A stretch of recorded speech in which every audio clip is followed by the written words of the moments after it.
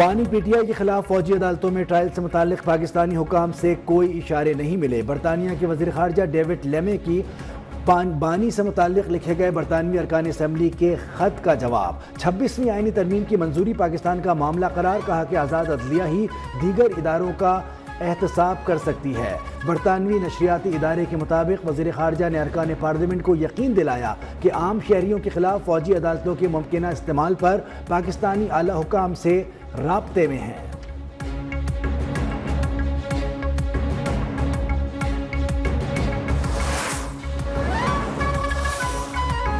پاکستان تحریک انصاف کے امریکی حمایتیوں کا ایک اور یو ٹرن۔ غلامی نامنظور کا علم بلند کرنے والوں نے آزادی نامنظور کا نعرہ لگا دیا۔ تحریک انصاف کے چند حمایتیوں نے ملک کے بجائے سیاسی مفاد کو پھر فوقیت دے دی، اپنا ہی بیانیہ زمیں بوس کر دیا۔ 46 ارکان کانگریس کا صدر بائیڈن کو ایک اور خط۔ لکھے گئے خط میں نہ کشمیر کا ذکر، نہ پاکستان کے خلاف ہونے والی دہشت گردی کا، الیکشن میں دھاندلی کی طوطا کہانی اور بنا ثبوت متفرق الزامات۔ حکومت 9 مئی کے نئے شواہد سامنے لے آئی۔ وزیر اطلاعات عطا تالڑ نے کہا کہ آج وہ ثبوت سامنے لا رہا ہوں جو پہلے کبھی سامنے نہیں آئے۔ 9 مئی کے حملوں کے ناقابل تردید شواہد موجود ہیں۔ حساس تنصیبات کو نشانہ بنا کر سیاسی بیانیاں بنانے کی کوشش کی گئی، ان کی آڈیو سامنے ہے۔ شہریار آفریدی کہہ رہے تھے جی ایچ کیو جانا ہے۔ بانی پی ٹی آئی نے ہر قدم ملک کے خلاف اٹھایا۔ یاسمین راشد گاڑی پر بیٹھ کر کہہ رہی تھی جناح ہاؤس جانا ہے۔ مراد سعید نے اپنے ویڈیو پیغام میں کہا اپنے اپنے اہداف تک پہنچو۔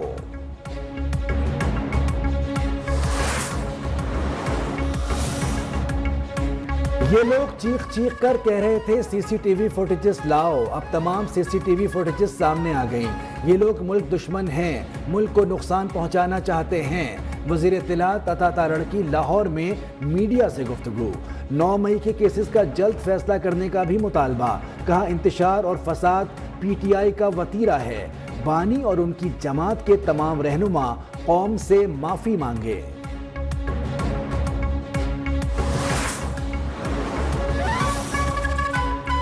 بانی پی ٹی آئی کی کال پر پوری قوم نکلے گی۔ ہمارا پہلا مطالبہ بانی اور سیاسی قیدیوں کی رہائی ہے۔ دوسرا مطالبہ ہمارا چوری کیا گیا مینڈیٹ واپس کیا جائے۔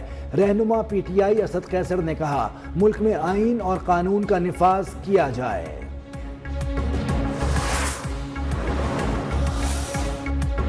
جی ایچ کیو حملہ کیس میں بانی پی ٹی آئی اور دیگر پر فرد جرم تیسری بار ٹل گئی۔ کیس میں 102 ملزمان کے وکلاء کے وکالت نامے ہی نہیں۔ پروسیکیوٹر کی کیسز کی پیروی کے لیے اسٹیٹ کونسل مقرر کرنے کی استدعا۔ سماعت 25 نومبر تک ملتوی۔ تفتیشی ٹیم نے نیا انسپیکشن نوٹ عدالت میں جمع کرا دیا۔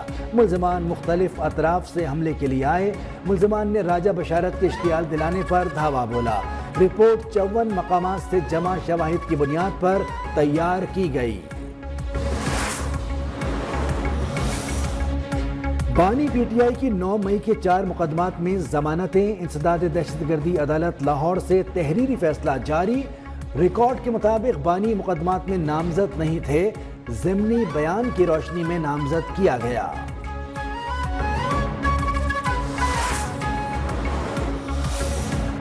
چوبیس نومبر کو احتجاج کی کال، ملک کو ڈی ریل کرنے کی کوشش ہے، جھوٹا پروپیگنڈا کرنے والوں کو جھوٹا ہی کہیں گے۔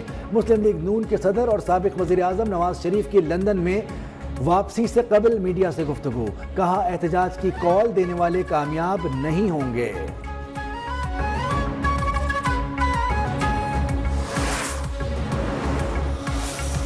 چوبیس نومبر کو بانی نے قوم کو اپنے حقوق کی آواز بلند کرنے کی دعوت دی۔ درخواست ہے تمام لیڈر اور کارکنان بانی کی کال پر باہر نکلیں۔ پی ٹی آئی رہنما شاہ محمود قریشی کی عدالت پیشی سے قبل میڈیا سے گفتگو۔ پارٹی قیادت سے بھی شکوہ، کہا بیرسٹر گوہر، شیخ وقاص، سلمان اکرم، عمر ایوب ہمارے پاس بھی تشریف لائیں، ہو سکتا ہے بہتر مشورہ دیں۔ میرا 40 سالہ سیاسی تجربہ ہے۔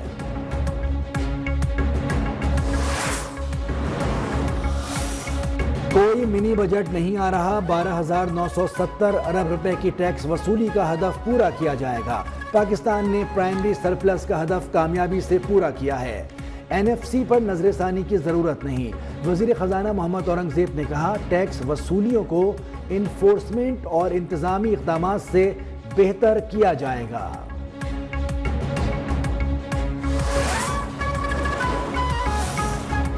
پاکستان کے پاس اتنے وسائل ہیں کہ کسی سے بھی مدد مانگنے کی ضرورت نہیں۔ امیر جماعت اسلامی حافظ نعیم نے کہا حکمرانوں کے مفاد عوام سے وابستہ نہیں ہیں۔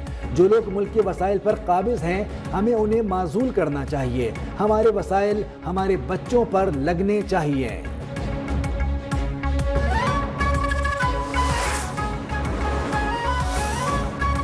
راولپنڈی میں اسموگ کی بگڑتی صورتحال کے پیش نظر تعلیمی اداروں میں 24 نومبر تک کلاسز کے انعقاد پر پابندی عائد۔ تعلیمی اداروں کے سربراہان کو آن لائن کلاسز کے انعقاد کی ہدایت، نوٹیفیکیشن جاری۔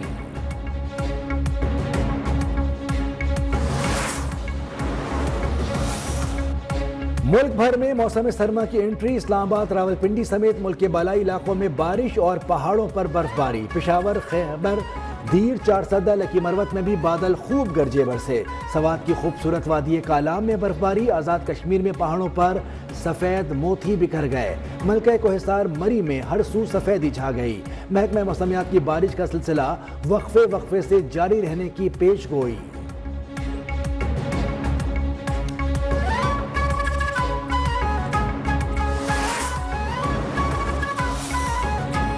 کراچی ایکسپو سینٹر میں 19 سے 22 نومبر دفاعی ساز و سامان کی بین الاقوامی نمائش آئیڈیاز۔ منتظمین کا کہنا ہے کہ نمائش میں جدید ٹیکنالوجی سے لیس ساز و سامان بھی پیش کیا جائے گا۔ دنیا کے 55 ممالک کے 330 غیر ملکی نمائش کنندگان اور 33 غیر ملکی وفود شرکت کر رہے ہیں۔